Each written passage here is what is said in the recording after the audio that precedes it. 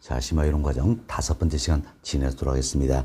자, 여러분 교재는 499페이지예요. 499페이지 네 번째부터 지역 분석의 대상 지역이다. 이 부분부터 설명을 드리도록 하겠습니다. 사실 저희들이 지난 시간에 지역 분석 그리고 개별 분석에 대해서 설명드리고 비교를 다 해드렸습니다. 그런데 이와 같은 지역 분석의 대상이 되고 있는 지역이 있다는 겁니다. 크게 세 가지가 있습니다. 인근 지역이 있고요. 인근 지역. 다음은 유사 지역. 그리고 동일 수권이다라는 겁니다. 인근 지역, 유사 지역, 동일 수권이다. 여기서 용어 정리를 잘 해주시면 되겠습니다. 자, 먼저 우리 이런 생각 합시다. 이와 같은 대상 부동산이 있다는 이야기예요. 대상 부동산은 평가의 대상이 되는 부동산이다 할 수 있겠죠. 시험 대상 부동산이 반드시 속해 있어야 된다는 겁니다. 시험 대상 부동산이 속해 있는 지역이다. 다음 부동산의 이용이 동질적이 돼야 되겠습니다. 그래서 대상 부동산이 상업용이면 이 지역은 어때? 상업지역이 돼야 된다는 거예요. 그러면 대상 부동산이 주거용이라는 이야기예요. 주거용이면 이 지역은 뭡니까? 주거지역이 돼야 된다는 겁니다. 시험 부동산의 동질적인 이용이 이루어져야 된다는 겁니다. 다음 가치 형성 요인 있죠. 가치 형성 요인 중 지역 요인을 공유할 수 있는 지역이 돼야 된다는 겁니다. 지역 요인을 공유하는 게 뭡니까? 지역 요인이 같다. 이렇게 생각하시면 되겠습니다. 대상 부동산이 속한 지역으로서 부동산의 이용이 동질적이 돼야 되겠고, 가치 형성 요인 중 지역 요인을 공유하고 있는 이와 같은 지역적인 범위가 있다라는 겁니다. 이 지역을 가리켜서 우리가 인근 지역이다 이렇게 표현하는 겁니다. 이걸 인근 지역이다 표현된 지난 시험도 이분이 출제해서 틀린 입으로 나왔었죠. 자, 이렇게 지난 시험은 출제했습니다. 자, 인근 지역이란 대상산이 속해 있는 지역으로서 부동산의 이용이 동질적이고 가치 형성 요인 중 개별 요인을 공유한 적을 말한다. 어디가 잘못됐을까요? 자, 이분이 잘못됐죠? 자, 가치 형성 요인 중 개별 요인을 공유한 적입니까? 지역 요인을 공유하는 적입니까? 그렇죠? 지역 요인을 공유한 적이다. 그래서 지난 시험에 이분이 말 바꾸는 내용이에요. 개별 요인이 아니라 지역 요인을 공유한 적을 말한다. 이렇게 보시면 되겠어요. 여튼 대상산이 속해 있는 적으로서 부동산의 이용이 동질적이 돼야 되고 가치 형성 요인 중 지역 요인을 공유한 적을 뭐라 합니까? 인근 지역이란다 생각하시고, 이 같은 인근 지역 내에서는 대상산 가치 형성에 직접적인 영향을 미쳐주는 지역이다. 이렇게 생각하시면 되겠습니다. 또한 이 같은 인근적 범위도 항상 고정이 됐을까요? 변할 수 있을까요? 그렇죠? 변할 수 있다는 겁니다. 여튼 인근적의 이 범위 이 자체도 변할 수 있다. 그래서 유동적, 가변적이다. 이렇게 생각하시면 되겠습니다. 자, 다음 또 우리 이렇게 생각합시다. 여기에 주거 지역이 있습니다. 그리고 여기에도 주거 지역이 있다라는 겁니다. 주거 지역이 있다. 여기도 주거 지역이 있습니다. 자, 여기 보세요. 그럼 이 지역에는 대상부사는 속해 있어요? 속해 있지 않습니까? 속해 있지 않다는 이야기예요. 대상부사는 속해 있지 않지만 인근 지역과 주거지역으로서 동일한 용도적 지역이 된다는 겁니다. 동일한 용도적 지역이 되기 때문에 인근 지역과 지역 적성이 유사하다는 이야기예요. 그래서 이 같은 지역을 가리켜서 우리가 뭡니까? 유사 지역이다. 이렇게 표현한다는 겁니다. 유사 지역이다. 그래서 유사 지역이라는 것은 대상부사는 속해 있지 않다는, 사실 대상부사는 속해 있으면 뭐가 됩니까? 인근 지역이 되겠죠? 대상부사는 속해 있지 않지만 인근 지역과 유사한 특성을 갖는 지역을 유사 지역이란다. 그래서 제가 유사 지역은 그림을 2개 그려드렸습니다. 자, 이런 내용입니다. 여기선 유사 지역은 인근 지역과 지리적으로 인접할 수도 있다는 이야기예요. 그러나 경우에 따라서는 떨어져 있을 수 있더라. 그래서 거리에 멀고 가깝다, 거리의 원, 근 이런 걸 따지지 않겠다는 이야기예요. 따지지 않고 인근 지역과 지역적 특성이 유사하다면 뭡니까? 유사 지역이 되는 것이다. 이렇게 생각하시면 되겠습니다. 다음은 하여튼 인근 지역과 유사 지역을 포함합니다. 인근 지역과 유사 지역을 포함해서 대상 부동산과 대체 경쟁의 성격은 최원망권이 있더라. 이처럼 최원망권이 있다. 가장 멀린 권역이 될 수 있겠죠. 인근 지역과 유사적을 포함해서 대상 부동산과 대체 경쟁 관계에 있는 최원망권이 있더라. 가장 멀리 있는 권역이 있다는 이야기예요. 자, 이를 가려서 우리가 동일 수권이다. 이렇게 표현하는 겁니다. 결국 동일 수권은 인근적과 유사적을 포함하는 광역적인 개념이다. 이렇게 생각하시면 되겠습니다. 즉, 동일 수권은 대상 부동산과 대체 경쟁관계가 성립되는 최원망권이다. 대체 경쟁의 성립 때문에 당연히 대상부동산과 비교할 만한 사례를 수집할 수 있는 곳이다 할 수 있겠죠. 대상 부동산과 비교할 만한 사례를 수집할 수 있는 사례 수집의 최원망권이 되는 개념이다. 사실 대상부동산과 비교를 하기 위해서는 대체 관계가 돼야 되겠죠. 대체 관계가 유지된다. 그래서 대상부동산과 비교할 만한 사례를 수집하면서도 최원망권의 개념이 되는 게 바로 뭡니까? 동일 수권이다. 그럼 사례는 어디서 찾는 게 좋을 것인가? 먼저 대상 부동산과 비교한 사례는 인근 지역에서 찾는 게 좋다라는 겁니다. 인근 지역에서 대상 부동산과 비교할 만한 이 같은 사례 부동산을 수집을 했습니다. 사례 부동산을 수집했다는 겁니다. 그럼 인근 지역에서 사례를 수집했을 때는 인근 지역에서는 지역 요인을 공유하고 있다. 지역 요인이 같죠? 따라서 인근 지역에서 사례를 수집했을 때는 이때는 지역 요인을 비교할 필요가 있어요, 없어요? 없다라는 이야기죠. 지역 요인을 비교할 필요가 있기 때문에 가급적이면 사례는 어디서 찾는 게 좋습니까? 인근 지역에서 찾는 게 좋다라는 겁니다. 그렇지만 인근 지역에서 대상 부동산과 비교할 만한 사례 부동산을 수집할 수가 없다는 이야기. 그럼 이때는 어떻게 제가 동일 수권 내에 있는 유사 지역에서 이처럼 대상 부동산과 비교할 만한 사례 부동산을 수집을 하게 된다라는 겁니다. 유사 지역에서 사례를 수집했습니다. 이때는 지역 요인이 항상 같다라고 할 수 있어요, 없어요? 없죠. 따라서 이때는 반드시 지역 요인을 비교를 해 주어야 된다. 이렇게 보시면 되겠습니다. 결국 사례 수집에서 대상 부동산과 비교할 만한 사례 수집에서 최원망권이 되는 개념은 뭡니까? 동일수권이죠. 그리고 사례를 결국 수집할 수 있는 곳은 딱 두 군데예요. 하나는 어디입니까? 인근 지역. 아니면 동일수권 내는 유사지역이다.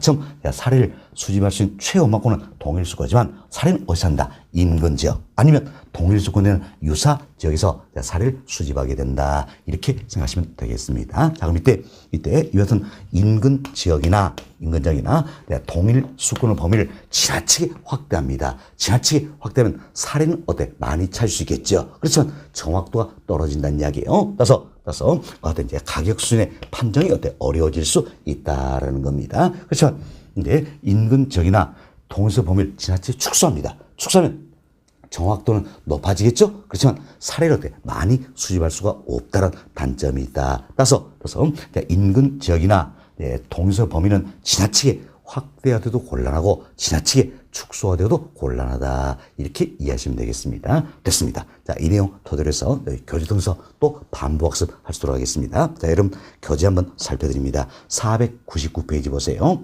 자, 네 번째 챕터. 지역 분석의 대상 지역이다 나와있죠. 옆에다가는 별표 3개 해놓으시기 바라겠습니다. 자, 4번 챕터 옆에다가는 별표 3개 해놓으시고요. 먼저 양고로 1번 첫 번째로 한번 봅시다. 자, 감정평가의 대상이 된 부동산이다. 이걸 우리가 줄여서 뭐라고 했습니까? 대상 부동산이다. 이렇게 했죠? 그래서 대상 부동산에선 평가의 대상이 되는 부동산이다. 이렇게 생각하시면 되겠습니다. 대상 부동산이 속한 지역이란 이야기예요. 부동산 이용이 동질적이고 가치 형성 요인 중 뭡니까? 지역 요인을 공유하는 지역을 뭡니까? 인근 지역이란다. 이렇게 생각하시면 되겠습니다. 동일 1번. 인근 지역은 대상부산이 속해 있고 그 지역성이 대상부산 가청성에 직접적으로 영향을 미친 적이다. 자, 보세요. 이처럼 인근 지역 내에서는 대상 부동산에 직접적으로 가청성에 영향을 미치고 있다. 설명드렸죠? 이렇게 이해하시면 되겠습니다. 다음 동의 4번 보세요. 자, 인근 지역의 사회적, 경제적, 행정적 위치는 고정적이 아니라 유동적이다. 보세요. 이 같은 인근 지역의 사회적, 경제적 행정 위치도 변할 수 있어요, 없어요? 있다는 있다. 그래서 유동적이다. 따라서 인근적인 범위도 고정적 경직적인 게 아니란 이야기예요. 바로 유동적이고 가변적이다. 이렇게 생각하시면 되겠습니다. 다음 동그라미 6번 보세요. 자, 인근적 범위가 지나치게 확대되면 가격순 판정이 어려워질 수 있다. 자, 이건 우리가 이런 설명을 드렸어요. 자, 인근 지역이나 동의적 범위를 지나치게 확대합니다. 그럼 사례는 많이 찾을 수 있죠? 그렇지만 정확도가 떨어진다는 얘기에서 가격 수준의 판정이 어려워질 수 있다. 이렇게 생각하시면 되겠습니다. 됐습니다. 동그라미 7번입니다. 동그라미 7번은 인근적의 생애주기다 소개되고 있는데 이건 여러분이 이 생각하세요. 자, 이것은 인근 지역도 흥망성쇠의 과정을 거치더라. 그래서 인근적의 건물들이 들어서 없어지기까지 과정이 있다는 이야기예요. 이걸 가려서 우리 흔히 인근적의 생애주기다 이렇게 표현하는 겁니다. 처럼 인근 지역의 생애주기다. 이때 쉽게 이상하다는 이야기예요. 생애주기라서는 결국 우리 사람도 태어나서 죽기가 과정이 있다는 이야기예요. 마찬가지예요. 인근 지역도 이 인근적인 건물이 들어서서 없어질 과정이 있다는 겁니다. 그래서 이걸 인근적인 생애주기다 표현데 이처럼 인근적인 흥망성쇠 과정 생애주기는 주로 건물을 중심으로 설명하는 개념이에요. 건물 중심으로 토지가 아니에요. 건물 중심으로 설명하는 개념이다. 이렇게 생각하시면 되겠습니다. 자, 그럼 보세요. 이제 이 지역이 재개발 또는 신개발이 된다는 이야기예요. 그래서 건물들이 하나둘씩 들어서기 시작한다는 겁니다. 자, 이 시기를 그래서 우리가 성장기 이렇게 표현합니다. 성장기 또는 개발기다라고 이야기합니다. 다음은 이 지역에 건물들이 매곡이 들어섰습니다. 그래서 안정단계에 이른다는 이야기예요. 이걸 가려서 성숙기 또는 안정기 이렇게 표현한다는 겁니다. 다음 이 지역에 건물들이 하나둘씩 노후화되기 시작한다는 이야기예요. 이걸 그래서 쇠퇴기 또는 노후기 이렇게 표현합니다. 그리고 천익이라는 과도기를 거쳐서 더 이상의 개선 노력이 없으면 슬럼 직전에 이르는 악화기에 이르게 된다. 이렇게 보시면 되겠습니다. 일반적으로 이 같은 과정을 거치더라라는 겁니다. 그럼 우리가 예를 들어서 집가 한번 생각해 봅시다. 성장기, 개발기죠. 우리 이런 설명을 드렸어요. 이 지역이 재개발 또는 신개발에서 건물들 하나둘씩 들어서기 시작한다는 이야기예요. 이때는 집가가 어떻습니까? 큰 폭으로 상승하겠다라는 겁니다. 다음 성숙기는 건물들이 매곡이 들어서죠. 지역 기능이 안정되는 시기다. 그래서 이때 집가는 집가는 안정되거나 가벼운 상승을 하게 된다라는 겁니다. 반면 쇠퇴기 때는 집가 하락하겠죠. 천익기 때는 더 하락하겠죠. 그러나 이때는 일시적인 상승상이 나타날 수가 있는 겁니다. 악화기 때는 더욱더 하락하게 된다. 그럼 우리가 이 내용을 통해서 이걸 잘 생각하시면 되겠습니다. 자, 이제 먼저 집가가 최고 수준에 이른다는 이야기예요. 집가가 가장 높다는 겁니다. 결국 부동산의 가격 수준이 최고에 이른 단계는 언제 되는 겁니까? 바로 성숙기다 할 수 있겠죠. 성숙기 또는 안정기다 이렇게 보시면 되겠습니다. 반면에 집가 상승률이 있다는 이야기예요. 집가 상승률이 있다. 그럼 집가 상승률이 최고에 이른 시기는 언제일 것인가? 집가 상승률은 뭡니까? 집가가 가장 큰 폭으로 상승한 시기다 할 수 있겠죠. 그럼 집가가 가장 큰 폭으로 상승한 시기는 언제 됩니까? 바로 성장기, 개발기가 되겠다는 겁니다. 그래서 여러분이 인근적 생애주기 관련해서 이 내용만 잘 이해하시면 되는 겁니다. 자, 보세요. 집가 상승률이라는 이야기예요. 가장 큰 폭으로 집가가 상승한다. 이는 언제가 되는 겁니까? 성장기가 되겠다는 겁니다. 그렇지만 집가가 최고조에 이른다는 이야기예요. 부동산의 가격 수준이 최고조에 이른 시기는 언제 됩니까? 성숙기가 되겠다는 겁니다. 다시 한번 보세요. 집가가 가장 큰 폭으로 상승한다. 그래서 집가 상승률이 최고인 시기는 언제입니까? 성장기. 다음 집가가 최고다. 즉 부동산 가격 수준이 최고의 일시는 언제입니까? 성숙기다. 이렇게만 이해하시면 되겠어요. 자, 이 내용이 동그라미 7번 관련된 내용이다라는 겁니다. 그래서 동그라미 7번 보세요. 동그라미 7번 보시면 인근적의 생애주기를 성장, 성숙, 쇠퇴, 천익, 악화기도로 구분할 때 가격 수준은 성숙기의 최고에 이른다. 자, 지금 뭘 보고 있어요? 가격 수준 이걸 묻고 있죠. 가격 수준. 가격 수준이 최고조에 이른 단계는 언제입니까? 성숙기가 되겠다. 이렇게 생각하시면 되겠어요. 그래서 가격 수준은 성숙기의 최고조에 이른다. 이렇게 보시면 되겠습니다. 자, 이런 거 이해하시면 되겠습니다. 다음 양괄호 2번 봅시다. 자, 양괄호 2번 첫 번째 보세요. 자, 대상수산이 속하지 아니한 지역으로서 자, 인근적과 유사한 특성을 한 지역을 뭐라고 했습니까? 유사지역이다. 이렇게 표현했지요. 다음 통으로 1번. 자, 유사지역은 그 지역적 특성이 용도적 기능점에서 인근지역과 어때? 유사하다 할 수 있겠죠. 그래서 인근지역과 가격면에서 대체 관계가 성립된 지역을 말한다는 겁니다. 다음 페이지 봅시다. 자, 동그라미 2번. 자, 인근지역과 동일수권 내 유사적은 치리적으로 인접할 필요는 없다라는 이야기예요. 사실 우리가 이런 설명을 드렸죠. 자, 이제 유사적은 인근 지역과 치리적으로 인접할 수도 있는 떨어져 있을 수도 있다는 이야기예요. 그래서 거리에 멀고 가깝고 원근 이런 걸 따지지 않는다 그랬습니다. 그래서 동그라미 2번 다시 보세요. 자, 인근 지역과 동일수권 내 유사적은 치리적으로 인접할 필요는 없다라는 이야기예요. 그렇지만 그 지역 내 부동산 상환의 대체 경쟁이 성립하여 가치 형성에 영향을 미치는 지역을 말한다. 이렇게 이해하시면 되겠습니다. 다음 양고로 3번 봅시다. 양고로 3번은 동일 수요과에 대한 설명이 되겠지요. 첫 번째 보세요. 대상 부산과 대체 경쟁이 성립하고 가치 형성에 서로 영향을 미치는 관계에 있는 다른 부동산이 존재하는 권역을 말한다. 그래서 인근적과 유사적을 포함한다.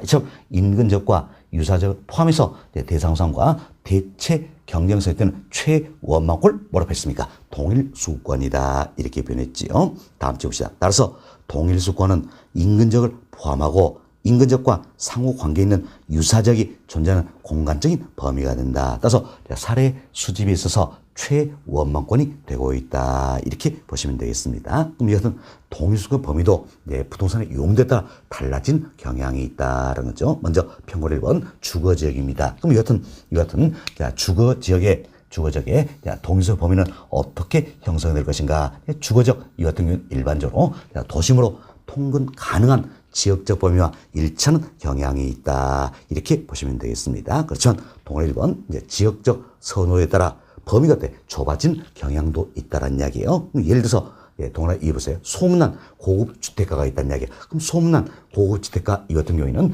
대체 경계가 성립되는 지역적 범위가 넓을까요? 좁아질까요? 좁아지겠죠? 따라서 동일수권의 범위도 좁아지는 경향이 있다. 이렇게 보시면 되겠습니다. 다음 평괄호 2번 상업지역입니다. 상업지역은 첫 번째 보세요. 배후지 즉 상권을 배경으로 형성된 경향이 있다 생각하시고 평균 3번 공업적입니다. 공업적은 생산성이에요. 생산성을 배경으로 형성된 경향이 있다는 겁니다. 그래서 첫 번째로 보세요. 제품 생산과 판매에 관한 비용의 경제성 또는 생산활동의 능률성 등에 관한 대체성을 가지는 토지가 존재하는 지역의 범위와 일치하는 경향이 있다. 결국 생산성, 이를 배경으로 해서 동일수권이 형성된 경향이 있다. 이렇게 생각하시면 되겠습니다. 다음 평으로 4번 후보지, 그리고 평으로 5번 이행지. 이분은 잘 이해하셔야 됩니다. 자, 여기 보세요. 우리가 이렇게 배웠습니다. 후보지는 전환이 진행 중인 토지를 말한다는 겁니다. 반면 이행이 진행 중인 토지를 말한다라는 이야기여서 후보지, 이행지 모두가 어떻습니까? 전환 또는 이행이 진행 중인 토지를 말하고 있다는 겁니다. 후보지는 용도적 상호관이지요. 반면 이행지는 용도적 내에서다라는 겁니다. 후보지, 이행지 모두가 전환 또는 이행이 진행 토지를 말한다는 이야기예요. 그럼 전환이나 이행이 완료되면 어차피 용도가 바뀌게 되겠지요. 그래서 후보지 이행지는 일반적으로 전환 이행 완료 후에 용도를 중시하게 된다는 겁니다. 전환 또는 이행 완료 후에 용도를 중시하는 경향이 있다. 이렇게 보시면 되겠습니다. 따라서 후보지나 이행지의 동일수권 범위도 마찬가지입니다. 전환 이행 완료 후에 용도를 따르겠다. 이렇게 생각하시면 되겠습니다. 다만 예외가 있어요. 전환이나 이행이 아주 완만하다는 이야기예요. 언제 완료될지 모르겠더라. 20년 걸릴지 30년 걸릴지 모르겠다는 이야기예요. 이 같은 걸 흔히 우리가 성수도가 낮다. 이렇게 표현하는 겁니다. 성수도가 낮은 경우는 예외적으로 전환 이행 완료 전에 완료 전에 용도에 따르겠다. 이렇게 보시면 되겠어서 여러분들이 후보지나 이행지의 동사 범위는 원칙은 뭡니까? 전환이행 완료 후에 용도를 따르겠다. 그러나 예외적으로 전환 이행이 아주 원만하다. 즉 성수도 낮다. 이 같은 경우에는 전환이행 완료 전에 용도를 따르겠다. 이렇게 생각하시면 되겠습니다. 됐습니다. 자, 그럼 교재 보세요. 평으로 4번 후보지입니다. 후보지 첫 번째 중간점 보세요. 전환 후 토지 종별의 동일 수kun과 일치하는 경향이 있다. 원칙은 뭡니까? 전환 완료 후가 되겠지요.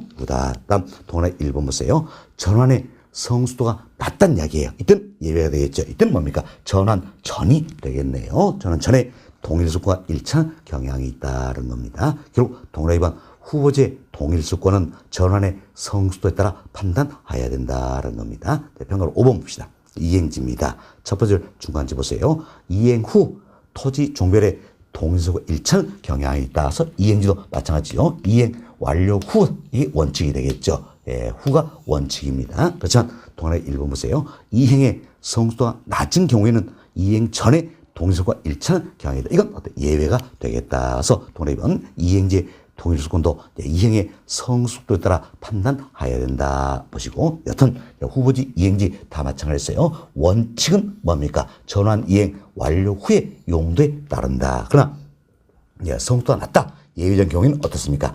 전환 이행 전에 용도에 따르겠다. 그래서 원칙은 후고 예외는 뭡니까? 전이다. 이렇게 생각하시면 되겠습니다. 됐습니다. 자, 이렇게 해서 우리가 이제 지역 분석의 대상이 되고 있는 지역이다. 그래서 인근 지역, 유사적, 동일수권 다 설명드렸어요. 특히 개념 정도 잘 이해를 좀 해놓으시기 바라겠습니다. 자, 다음은 예제 한번 풀어보도록 하겠습니다. 자, 27회 시험에 출제된 문제가 되겠는데, 자, 문제 봅시다.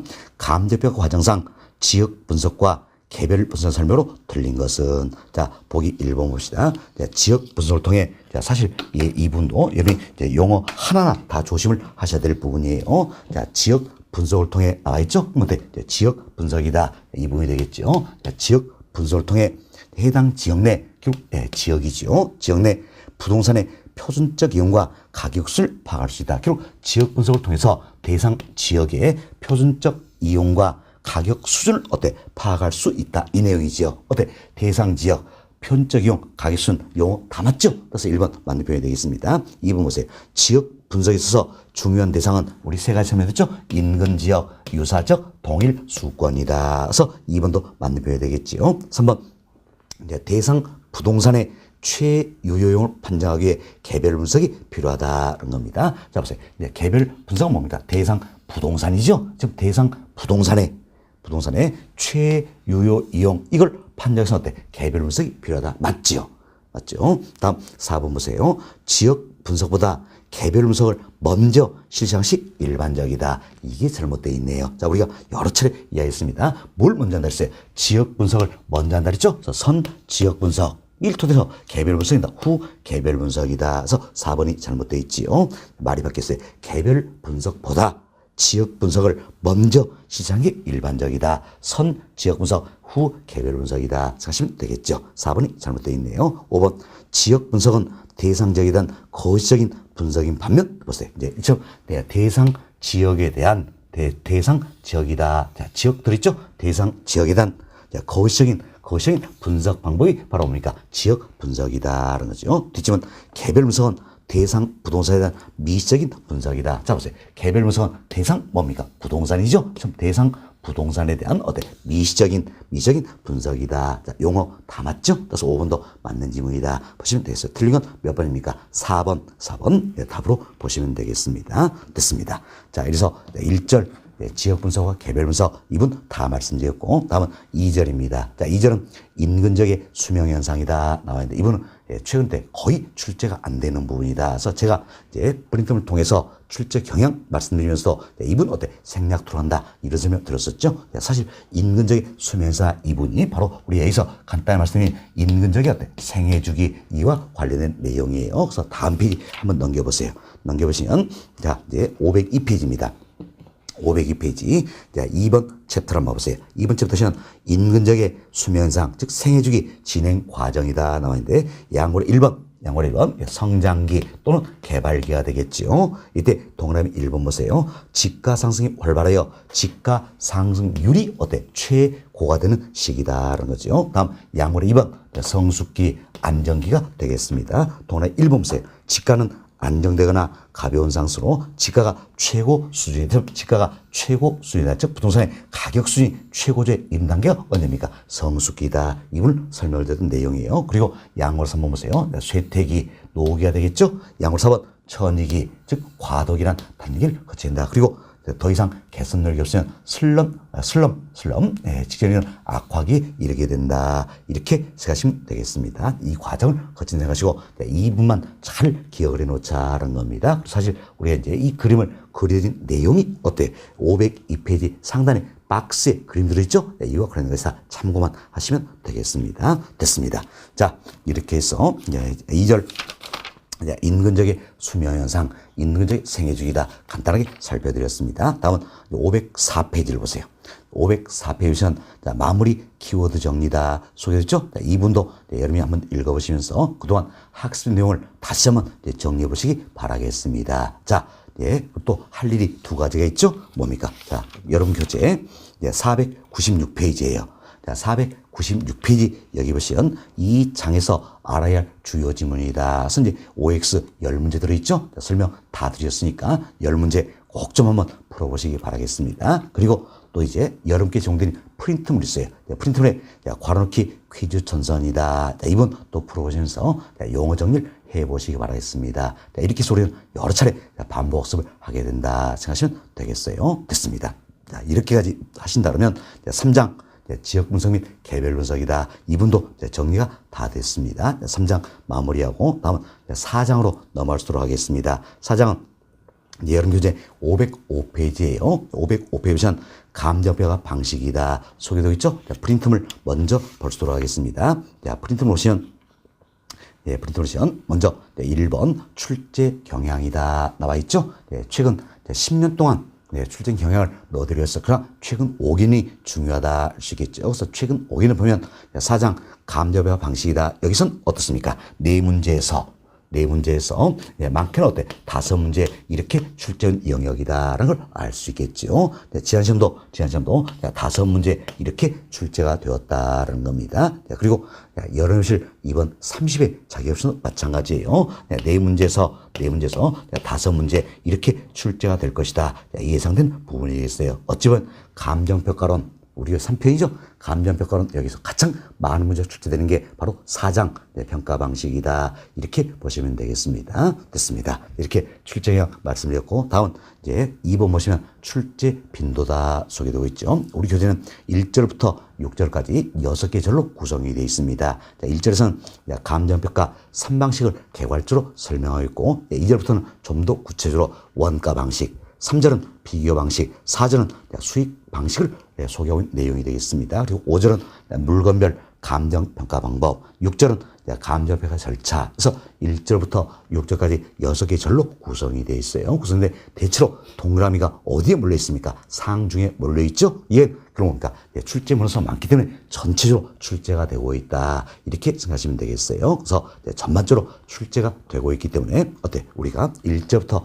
6절까지 기초 원리부터 체계적인 학습이 좀 필요한 부분이다. 이렇게 생각하시면 되겠어요. 특히 여러분께서는 2절, 3절, 4절 이분이 어렵다고 느낄 수 있을 겁니다. 그렇지만 1절, 5절, 6절은 아주 수월한 내용이어서 1절, 5절, 6절에서 우리 시험이 출제되고 있으니까 2절, 3절, 4절이 어렵다 느끼시려면 1절, 5절, 6절 이 분에서만큼이라도 반드시 맞출 수 있어야 된다. 이렇게 생각을 해봅니다. 그래서 상당히 많은 시간에서 이렇게 설명을 드릴 거예요. 설명 잘 들어보시고 하나 더 이해하시려고 노력을 좀 해보시기 바라겠습니다. 자, 이 정도로 프린트물은 말씀을 드리고요. 다시 여러분 기본서 교재 한번 살펴드립니다. 교재 505페이지 보세요. 505페이지 보시면 이 장에서 알아야 할 주요 지문이다. 그래서 1번부터 15번까지 OX 문제 들어있죠? 이분 역시 마찬가지입니다. 우리가 4장 감정평가 방식이다. 이분 제 강의를 모두 들어보시고 들어보시고 여러분들이 한번 풀어보시기 바라겠습니다. 그리고 사장 마무리하면서 또 풀어보시라고 숙제 내드릴 거예요. 그때 풀어보시면 되겠습니다. 자, 바로 1절로 넘어가도록 하겠습니다. 자, 여러분 이제 508페이지예요. 508페이지는 1절 감정평가 3방식의 개요다 소인데 이는 감정평가 3방식 여기서 개괄적으로 설명하고 있는 내용이다 이렇게 보시면 되겠습니다. 자, 그럼 먼저 우리 이제 이런 식으로 해봅시다. 어떤 재화에 경제적 가치를 구하고자 한다. 즉 가격을 구하고자 한다는 이야기예요. 이때 고려한 측면 세 가지가 있다는 겁니다. 고려한 측면 세 가지가 있다. 이걸 가려서 흔히 우리가 가격의 삼면성이다 이렇게 이야기합니다. 또는 가치의 삼면성 이렇게 표현하는 겁니다. 그래서 이제 가치를 구하고자 할 때 고려는 세 가지 측면이다 이런 의미예요. 자, 먼저 얼마의 비용이 들었으니까 비용성. 자, 다음 얼마의 거래될 것인가 시장성. 자, 나에게 얼마의 수익을 안겨줄 것인가 수익성.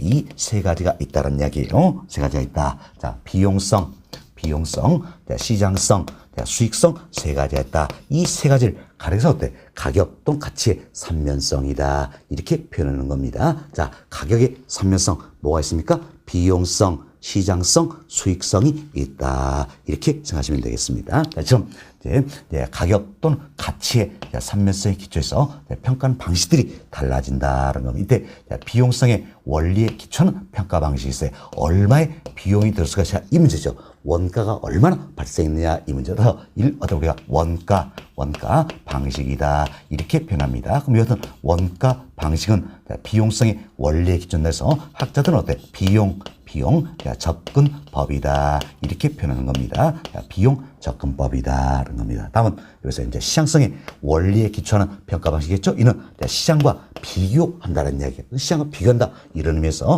비교 방식이다 이렇게 이야기합니다. 그럼 이것은 비교 방식은 시장성의 원리에 기초한다 할 수 있겠죠. 따라서 학자들은 시장성의 원리에 기초해서 시장 접근법이다 이렇게 표현하는 겁니다.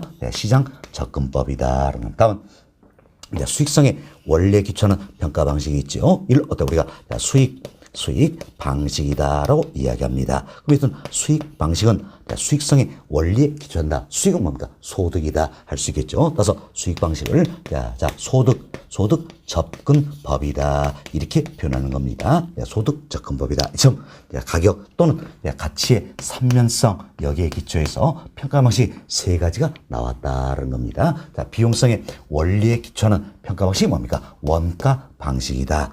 시장성의 원리에 기초하는 평가 방식이 비교 방식이다. 수익성의 원리에 기초하는 평가 방식이 수익 방식이다라는 겁니다. 여러분들이 용어가 다소 낯설더라도 잘 이해하셔야 되는 겁니다. 자, 비용성의 원리에 기초 얼마의 비용이 되냐 원가가 얼마 발생이냐 원가 방식. 시장성의 원리에 기초한다. 시장과 비교한다. 비교 방식. 수익성의 원리에 기초한다. 수익 방식이다. 이렇게 생각하시면 되겠어요. 지금 세 가지 방식이 있다. 이걸 가려서 우리가 감정평가 또는 가치평가 3방식이다. 이렇게 이야기합니다. 3방식이다. 그리고 이것은 각각의 방식마다 다시 가액과 임대료를 산정 방법으로 나누게 된다는 겁니다. 참 가액과 임대료를 줄여서 임료 표현을 쓰겠죠? 쉽게 이해하세요.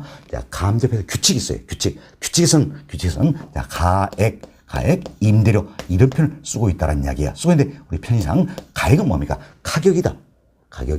임대료는 뭡니까? 임료다. 생각하시면 되겠습니다. 그럼 자, 지금 원가 방식에서 가액을 평가하는 방법이 있다는 겁니다. 예, 자, 이제 원가 방식에서 가액을 평가하는 방법이 있다. 이걸 그래서 우리가 원가법이다 이렇게 이야기합니다.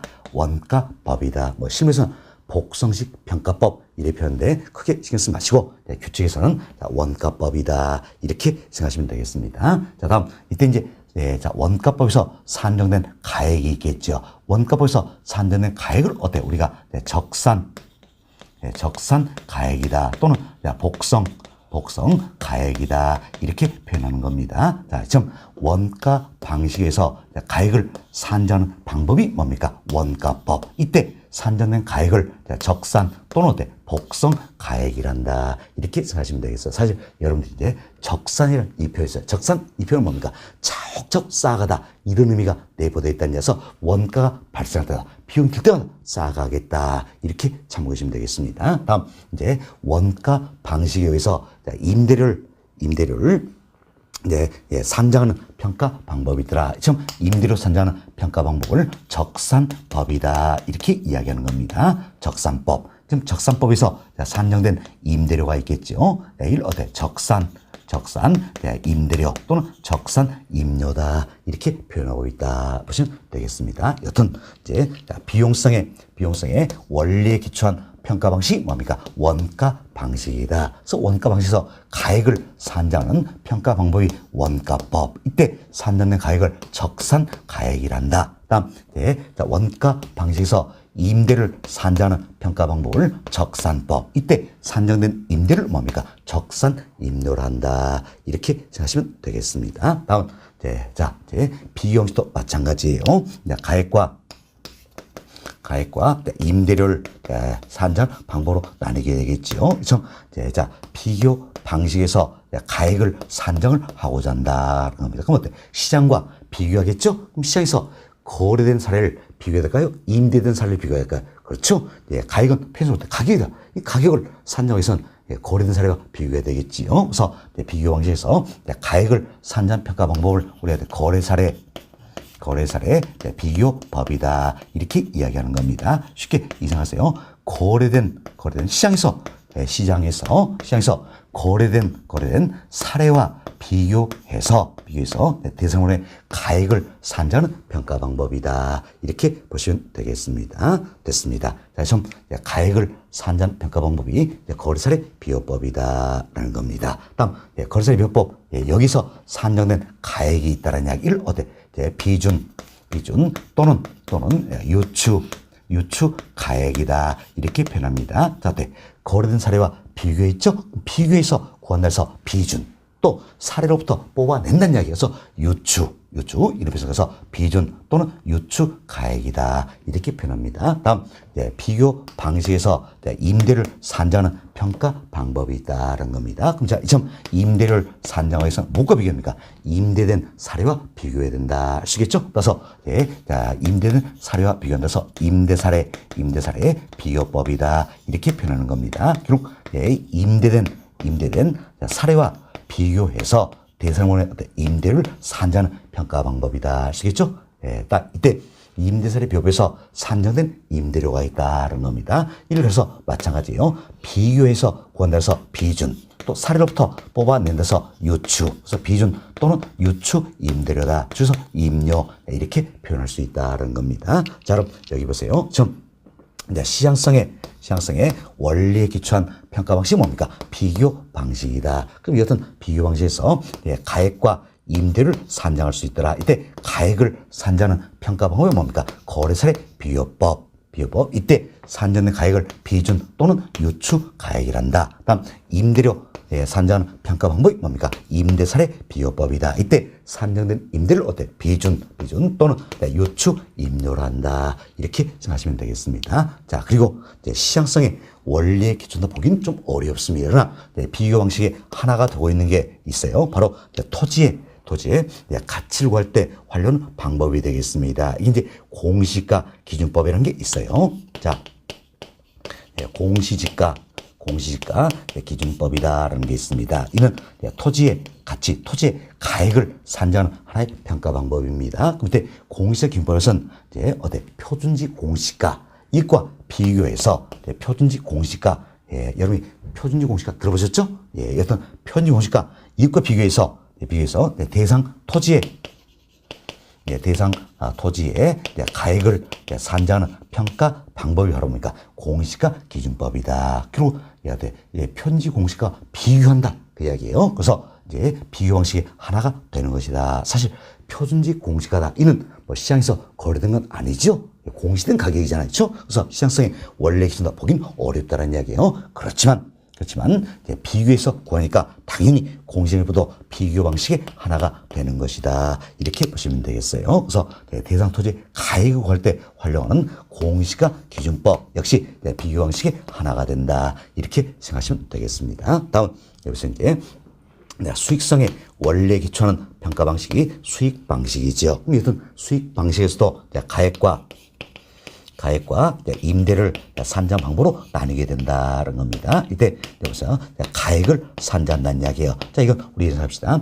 자, 수익 방식과 수익성의 수익성 관련되겠죠? 어때? 수익은 언제 발생합니까? 장래에 발생한다는 이야기예요. 그럼 장래 발생 수익을 현재로 환원해서 가액을 즉 가격을 산정해 볼 수 있어요? 있다라는 겁니다. 있다. 따라서 이제 미래를 현재로 바꾼다, 환원한다 이런 의미에서 수익 방식에서 가액을 산정 평가 방법을 우리가 수익 환원법 이렇게 이야기하는 겁니다. 수익을 환원한다 이런 의미에서 수익 환원법이다. 이때 산정된 가액이겠죠. 산정된 가액을 수익 가액이다라고 표현합니다. 수익 가액이다. 다음 수익 방식에서 임대를 산정하는 평가 방법이 있다. 그 임대료 이를 위해서는 어때? 수익을 분석할 필요가 있겠지요. 그래서 이를 수익 분석법이다라고 표현합니다. 수익 분석법. 이때 산정된 임대료겠죠. 이를 어때? 우리가 수익 임대료, 그래서 수익 임료다 이렇게 표현하는 겁니다. 자, 다시 보세요. 수익성의 원리에 기초하는 평가 방식이 뭡니까? 수익 방식이다. 이때 가액을 산정하는 방법이 수익 환원법이지요. 이때 산정된 가액이 뭡니까? 수익 가액이다. 다음 수익 방식에서 임대를 산정하는 평가 방법이 어때? 수익 분석법이다. 이때 산정된 임대료가 수익 임료다 이렇게 보시면 되겠어요. 그래서 이제 가액을 산정해서 어때? 현재로 바꾸실 때 환원한다. 수익 환원법. 다음 임대료 산정에서는 수익 분석이겠죠. 수익 분석법이다 이렇게 생각하시면 되겠습니다. 이처럼 3방식이 있다는 이야기야. 감정평가, 즉 가치평가 3방식이 있다. 뭡니까? 원가 방식, 비교 방식, 수익 방식이 있다. 각 방식마다 이제 가액과 임대료를 산정 방법으로 나뉘게 된다는 겁니다. 결국 가액을 구하는 방법 세 가지가 있지요. 임대를 산정 방법 세 가지가 있다. 먼저 가액을 산정 방법 세 가지가 뭡니까? 원가법, 거래사례 비교법, 수익 환원법이지요. 다음 임대료 산정 방법 세 가지가 있죠. 적산법, 임대사례 비교법, 수익 분석법이 있다라는 겁니다. 모두 합하니까 몇 가지입니까? 6가지가 되겠죠. 6가지. 이걸 가려서 우리가 어때? 6방법이다라고 이야기합니다. 6방법이다. 그리고 여기에 이제 비교 방식의 일종이 되고 있는 토지의 가액을 산정 평가 방법 공시가 기준법이 있다는 이야기예요. 그럼 여기까지 포함하면 몇 가지인가? 7가지요. 그래서 7방법이다라고 이야기하면서 학자에 따라서는 6방법, 학자에 따라서는 7방법 이렇게 표현하는 건데, 좀 가치평가, 즉 감정평가 3방식 6방법이다 또는 3방식 7방법이다. 이 자체가 부동산 평가는 가장 전통적인 방법이 되는 것이다. 이렇게 생각하시면 되겠습니다. 선생님이 잘 이해하셔야 됩니다. 잘 이해하셔야 돼요. 자, 다시 한번 살펴드립니다. 자, 3방식에서 가액을 구하는 방법, 가액을 산정 평가 방법 세 가지가 있죠. 뭐가 있습니까? 원가법, 거래사례 비교법, 수익 환원법이 있다. 따라서 하세요. 자, 뭐가 있습니까? 원가법, 거래사례 비교법, 수익 환원법이 있다라는 이야기예요. 다음 임대료 산정 방법 세 가지가 있죠. 뭐가 있습니까? 적산법, 임대사례 비교법, 수익 분석법이 있다. 그리고 비교 방식의 일종을 쓰는 공시가 기준법이 있다. 이렇게 생각하시면 되겠습니다. 됐습니다. 그래서 저희는 이제 부동산 평가는 가장 전통적인 방법이다. 3방식 6방법 또는 3방식 7방법에서 설명을 드렸습니다. 다음 이때 산정된 가액이 있지요. 산정된 가액이 있다라는 것 또한 산정된 임대료가 있네요. 이들은 바로 평가회로 확정할 수 있어요? 없어요? 없다라는 겁니다. 평가회로 확정이 전이다. 이런 의미에서 이때 산정된 가액을 우리가 시산가액이다라고 이야기합니다. 시산가액. 이때 산정된 임대료를 시산 임대료 줄여서 시산 임료다 이렇게 표현하는 겁니다. 이때 여기 보세요. 시산이란 표현이죠. 시산은 뭡니까? 확정하기 전이다 이런 의미예요. 확정하기 전이다 이런 의미다. 자, 그럼 우리 이제 이런 예를 한번 들어봅시다. 자, 이것은 A라는 A라는 부동산이 있다는 이야기야. 그래서 A라는 부동산이 있습니다. 자, 이 A라는 부동산에서 평가를 하는데 먼저 원가법에서 적산가액을 구했다는 이야기야. 원가법에서 적산가액을 구했습니다. 다음 거래세례 비율법에서 비준가액을 구했습니다. 비준가액. 다음 수익환원법에 의해서 수익가액을 구했다라는 겁니다. 자, 그럼 어때? 이제 자, 평가는 방법만이 달랐다 뿐이지 동일한 어때? 부동산을 대상으로 있지요. 좀 동일한 부동산을 대상하기 때문에 사실은 적산가액, 비준가액, 수익가액이 어때? 같아야 될 겁니다. 왜? 평가는 방법이 다르다 보니 동일한 부분을 대상으로 있기 때문에. 그러나 현실적으로 적산가액, 비준가액, 수익가액이 다르더라는 이야기예요. 뭐 때문입니까? 바로 부동산 시장이 불안전하기 때문이다. 좀 시장이 불안전하기 때문에 동일한 부동산일자도 어떤 방법으로 평가하느냐에 따라서 평가액이 달라져 버릴 수가 있다는 이야기예요. 자, 적산가액, 비준가액, 수익가액이 달라져 버릴 수가 있다라는 겁니다. 예를 들어서 어때? 이제 적산가액은 100입니다. 비준가액은 110입니다. 수익가액은 120이다. 이처럼 달라져 버릴 수가 있다는 이야기예요. 그렇죠? 그럼 밑에 적산가액 100 이걸 산정에 따라서 이걸 평가액으로 확정할 수 있냐? 아니란 이야기지요. 아니다. 평가액으로 확정하기 전이다. 이런 의미가 되겠죠. 따라서 이제 삼방식에서 산정된 자, 여기는 적산가액이다. 다음 비준가액이다. 수익가액이다. 이런 대상우선의 최종 평가액이다. 할 수 있어요, 없어요? 없다라는 이야기예요. 없다. 바로 뭐가 됩니까? 확정이 전인 시산가액이 되는 것이다. 자, 잘 보세요. 적산가액, 비준가액, 수익가액은 대상우선의 최종 평가입니까? 아니란 이야기예요. 그럼 최종 평가로 확정이 전이다. 이런 의미에서 이걸 뭐로 표현합니까? 시산가액이다. 이렇게 표현한다라는 겁니다. 시산가액이다. 이렇게 표현하는 겁니다. 우리는 이와 같은 시산가액의 조정을 통해서 평가액을 확정을 하게 된다라는 겁니다. 그럼 그때 시산가액 조정은 어떻게 할 것인가? 이 부분을 구체 설명드리면 머리가 빠개져 버립니다. 그래서 우리는 결론만 이해하자는 이야기예요. 시산가액 조정은 먼저 단순 산술 평균에 의해서 하는 게 아니라는 겁니다. 그럼 어떻게 하실까? 여러 가지 여건을 고려해서 가중치를 부여하겠다. 그래서 가중치를 부여한 가중평균에 의해서 시산가액의 조정이 이루어진다. 이제 결론만 잘 이해합시다.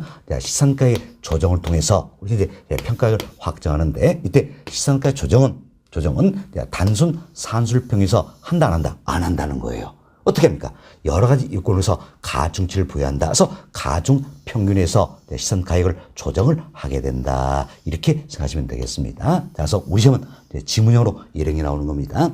시산가액의 조정은 단순 산술평균에 의함이 원칙이다. OX, X 잘못되어 있다. 산술평균에서 시산가액 조정 한다 안 한다? 안 한다. 어떻게 합니까? 가중평균에서 한다. 이렇게 생각하시면 되겠습니다. 그래서 자, 그럼 우리가 이제 산술평균과 가중평균 이걸 좀 설명을 드리겠는데 자, 먼저 이렇게 생각해 봅시다. 여기 보세요.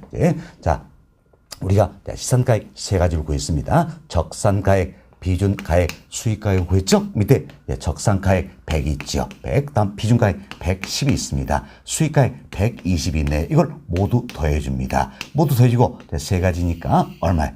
세 가지니까 3으로 나눠버리면 되겠지요. 3으로 나눠버리면 되겠다라는 겁니다. 자, 그럼 얼마 나옵니까? 자, 210, 330이죠? 3으로 나오니까 110이 나온다는 이게 바로 뭡니까? 산술평균이다라는 겁니다. 이게 산술평균이에요. 산술평균은 얼마입니까? 110이다. 할 수 있겠죠? 뭐 쉽게 이해하세요. 이제 우리 아들이 어때? 국어 100점 맞았습니다. 영어 100점 맞았어요. 수학 70점 맞았습니다. 모두 더해준다는 이야기. 더해서 3으로 나누니까 평균 몇 점입니까? 90점이 되겠죠? 90점이 된다. 이게 바로 산술평균이다. 이렇게 생각하시면 되겠어요. 이것은 산술평균에 의해서 시산가액 조정하는 게 아니다라는 이야기예요. 아니다. 어떻게 하실까? 가중치를 부여한 가중평에서 한다. 그래서 여러 가지 요건을 고려해서 우리가 이제 가중치를 부여할 수가 있다는 이야기예요. 그래서 적산가액에 가중치 50%를 부여한다는 이야기예요. 50%. 그리고 비준가액에 30%. 수익가액의 20%를 부여하겠다는 겁니다. 그래서 이제 여기 100에 50%를 곱해줍니다. 그럼 얼마입니까? 50이 나오지요. 50. 다음 110에 30%를 곱해줍니다. 그럼 110 곱하기 0.3이 되겠죠? 얼마입니까? 33이 되겠지요. 다음 120에 20%를 곱해줍니다. 그럼 120에 0.2 곱하면 얼마입니까? 24가 나오겠지요. 24. 이걸 모두 더한다는 이야기예요. 모두 더하면 얼마가 됩니까? 모두 더하면 107이 된다 할 수 있겠죠? 이 같은 게 바로 뭡니까? 가중평균이다. 이렇게 생각하시면 되겠어요. 가중평균이다. 이처럼 여러 경우에서 각 방법에 가중치를 부여한다는 이야기야. 그럼 가중치를 부여해서 그래서 이때 산정된 가액에 가중치를 어때? 곱해준다는 이야기야. 곱해서 나온 값들을 어때? 모두 더해서 계산하는 게 결국 뭡니까? 가중평균이다 생각하시고 시산가의 조정은 단순 산술평균에서 한다 안 한다? 안 한다. 그럼 어떻게 합니까? 가중평균에 의해서 시산가액을 조정을 하게 된다. 이렇게 잘 이해하시면 되겠습니다. 됐습니다. 자, 여기까지 설명드리고 여러분 교재 통해서 한 번 더 반복습 하시도록 하겠습니다. 자, 여러분 교재 봅시다. 508페이지 보세요. 508페이지는 1번 챕터 가격의 삼면성이다 또는 가치의 삼면성이다 표현할 수 있겠죠? 첫 번째 보세요. 자, 어떤 재화의 경제적 가치를 판정할 때 고려할 세 가지 측면으로 뭐가 있습니까? 비용성, 시장성, 수익성이 있다. 이렇게 생각하시면 되겠지요. 다음 2번 챕터로 넘어갑니다. 자, 2번 챕터는 감정평가 3방식이다 소개되고 있는데 여기는 2번 챕터 옆에다가는 별표 9개 해놓으시기 바라겠습니다. 잘 이해하실 부분이에요. 별표 9개 해놓으시기 바라겠습니다. 그리고 양보로 1번 봅시다. 감정평가 3방식입니다. 첫 번째 주세요. 감정평가 3방식 바로 이 부분이죠. 3방식은 결국 원가 방식, 비교 방식, 수익 방식이라는 이야기예요. 자, 이들은 이처럼 비용성, 시장성, 수익성에 착안하여 성립한 것이다 할 수 있겠죠. 그리고 가격, 즉 가액과 임대료를 산정하는 방법으로 나뉘게 된다. 이렇게 보시면 되겠습니다. 자, 다음 편과로 1번 봅시다. 편과로 1번은 첫 번째로 보세요. 첫 번째는 이 내용이죠. 원가법 및 적산법 등. 그래서 비용성의 원리에 기초한 감정평가 방식이 뭡니까? 원가 방식이다. 이렇게 이해하시면 되겠습니다. 다음 이것은 원가 방식에서 가액을 산정하는 평가 방법이 동일한 1번 뭡니까? 원가법이 되겠지요. 다음 원가 방식에서 임대를 산정하는 평가 방법이 뭡니까? 동일한 2번 적산법이 되는 것이다. 이렇게 생각하시면 되겠습니다. 다음 편거로 2번 봅시다. 편거로 2번 첫 번째 주세요. 거래사례비교법, 임대사례비교법부터 나와 있죠? 바로 이 부분이에요.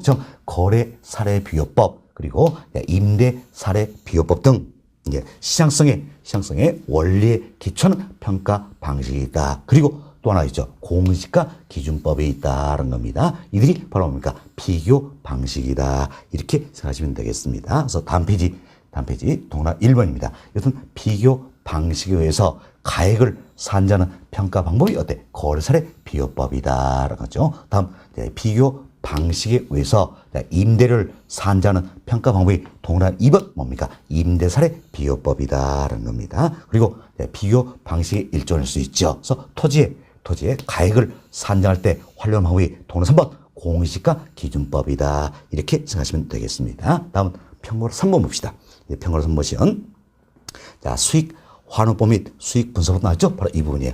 수익 환원법 및 수익 분석법 등 수익성의 원리에 기초하는 평가 방식이 뭐가 되는 겁니까? 수익 방식이 된다. 이렇게 생각하시면 되겠습니다. 그래서 수익 방식에 의해서 가액을 산정하는 평가 방법이 동일한 1번 수익 환원법이다. 다음 수익 방식에 의해서 임대를 산정하는 평가 방법이 동일한 2번 수익 분석법이다. 이렇게 이해하시면 되겠습니다. 됐습니다. 자, 이렇게 이해하시고 다음 페이지로 넘어갑니다. 510페이지 보세요. 510페이지는 상단에 박스가 들어있죠? 박스. 이 내용 중에서 우리가 이제 평가 방식 3방식이다. 이 부분. 그리고 가격의 또는 가치 삼면성 이 부분. 다음 평가 목적. 가액과 임대를 산정할 수 있겠죠. 다음 평가 방법. 방법, 6방법 또는 7방법이다. 그리고 시산가액, 시산임료다. 자, 여기까지 박스 내용에서 여기까지 우리가 설명드린 내용이에요. 내용이 따라서 용어가 굉장히 낯설기 때문에 한 번 더 우리가 살펴보면서 조금 더 익히자라는 겁니다. 먼저 첫 번째 가봅시다. 원가 방식입니다. 자, 원가 방식은 비용성의 원리 기준에서 비용 접근법이다 표현할 수 있겠죠. 이는 비용성 원리에 기초한다 생각하시고, 근데 가액을 산정하는 평가 방법이 뭡니까? 원가법. 이때 산정된 가액을 적산 또는 복성 가액이란다는 겁니다. 다음 이제 원가 방식에서 임대료 산정하는 평가 방법이 뭡니까? 적산법이다. 이때 산정된 임료를 어때? 적산임료란다는 겁니다. 다음 그 아래 칸 보세요. 이렇게 보시면 비교 방식이다. 비교 방식은 시장성의 원래 기준에서 시장 접근법이다. 표현을 쓰겠죠? 이는 시장성과 관련이 된다는 겁니다. 점 비교 방식에서 가액을 산정하는 평가 방법이 뭡니까? 거래사례 비교법이다. 이때 산정된 가액을 어때? 비준 또는 유추 가액이란다. 다음 비교 방식에 의해서 임대를 산정하는 평가 방법이 임대사례 비교법이다. 이때 산정된 임대료를 비준 또는 유추 임료란다는 겁니다. 다음 비교 방식의 일종이 될 수 있겠죠. 그래서 토지의 가액을 산정할 때 활용한 홈이 뭡니까? 공시가 기준법이 있다. 이렇게 보시면 되겠습니다. 다음 그 아래 칸 보세요. 수익 방식입니다. 이는 수익성의 원래 기준에서 소득 접근법이다. 표현을 쓰겠죠. 수익성 관련 있죠. 이때 수익 방식에서 가액을 산정하는 평가 방법이 뭡니까? 수익 환원법이다. 이때 산정된 가액을 어때? 수익 가액이라 한다. 다음 임대료 산정하는 평가 방법을 수익 분석법이란다. 이때 산정된 임대료 어때? 수익 임료란다. 이렇게 보시면 되겠어요. 또한 여기서 어때?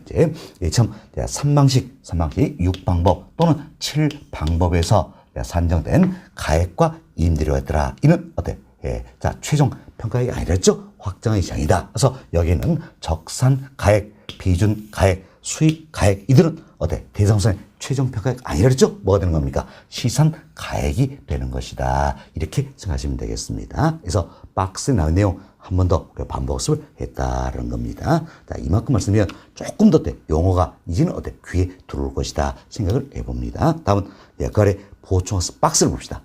보충학습 박스 보시면 자, 1번 기준 시점이다 소개되고 있죠. 이미 우리한테 설명 다 드린 내용이에요. 자, 기준 시점이란 대상 물건의 감정 평가액을 결정 기준 날짜를 말한다는 겁니다. 그래서 항상 우리는 기준 현재 가치를 구하고자 한다 이렇게 설명됐죠. 그럼 기준은 대상 물건의 가격 조사를 완료 날짜란다. 그래서 원칙은 언제랍니까? 가격 조사를 완료 날짜란다. 물론 예외가 있다는 겁니다. 그게 단순이죠. 다만 기점을 미리 정할 때는 그 날짜에 가격조사가 가능한 경우에만 기준적으로 할 수 있다. 이렇게 예외가 있다. 이해하시면 되겠습니다. 한 번 더 설명드렸네요. 다음 우측 페이지 봅시다. 우측 페이지는 양월의 2번 시산 가액의 조정이다. 소개했는데 동남아 1번 봅시다. 1번 대상 물건의 감정 평가액을 결정하기 위하여 각각의 평가 방법을 적용하여 산정한 가액이 있다. 자, 이처럼 원가법을 적용하여 산정된 가액이 뭡니까? 적산 가액이 있다. 자, 거래사례 비교법 적용하여 산정 가액이 뭡니까? 비준 가액이다. 수익환원법 적용하여 산정한 가액이 있다. 수익 가액이 있다. 이걸 이야기하는 거죠. 참 적산 가액, 비준 가액, 수익 가액 이들은 뭐가 되는 겁니까? 대상성의 최종 평가액이 아니었죠? 뭐가 되는 겁니까? 시산 가액이 되는 것이다. 라는 겁니다. 이게 동그라미 1번 내용이에요. 뒤집어보시다. 따라서 감정평가 3방식을 적용하여 구한 가액은 대상선의 최종 평가액이 아니라 그랬죠? 뭐가 되는 겁니까? 시산 가액이다. 라는 겁니다. 동그라미 2번. 동그라미 2번. 자, 감정평가 3방식을 적용하여 구한 시산 가액을 상호 관련시켜 재검토함으로써 시산 가액 상환의 격차를 축소시키는 작업을 뭐라 합니까? 시산 가액의 조정이다. 이렇게 표현하는 겁니다. 조정이다. 다음 기억본 보세요. 시산 가액이 서로 비슷하게 일정한 시 이상적이 하나 현실적으로는 거의 일치하지 않는다. 뭐 때문입니까? 부동산 시장이 불안정하기 때문이다. 라는 거죠. 또 3번.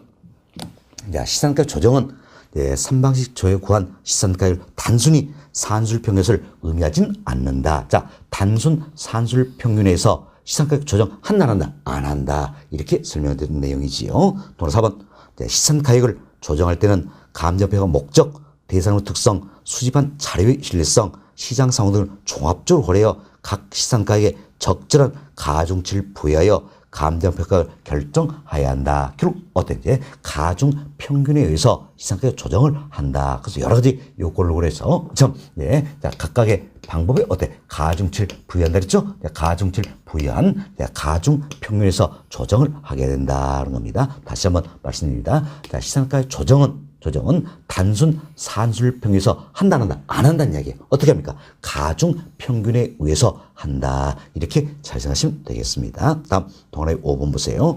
자, 부동산 평가에 필요한 자료에도 확인 자료, 요인 자료, 사례 자료 등이 있다는 겁니다. 이때 확인 자료라는 것은 부동산의 물적 확인 및 관리 확인에 필요한 자료를 말하는 겁니다. 예를 들어서 우리 물적 확인을 위해서 토지 대장이 필요하겠죠. 또 권리관계 확인을 위해서 토지 등기부가 필요하겠죠. 이 같은 것들이 모두 확인 자료에 해당한다는 겁니다. 다음 부동산의 가치 형성 요인과 연관된 자료를 요인 자료를 한다는 겁니다. 이번 부동산 평가 적용할 경험적 자료로서 거래 사례, 임대 사례, 수익 사례, 건축 사례 이들이 다 뭔가 사례죠. 그래서 사례 자료가 된다. 이처럼 부동산 평가에 필요한 자료에도 확인 자료, 요인 자료, 사례 자료 등이 있다. 이렇게 이해하시면 되겠습니다. 자, 그리고 다음 페이지 한번 넘겨봅시다.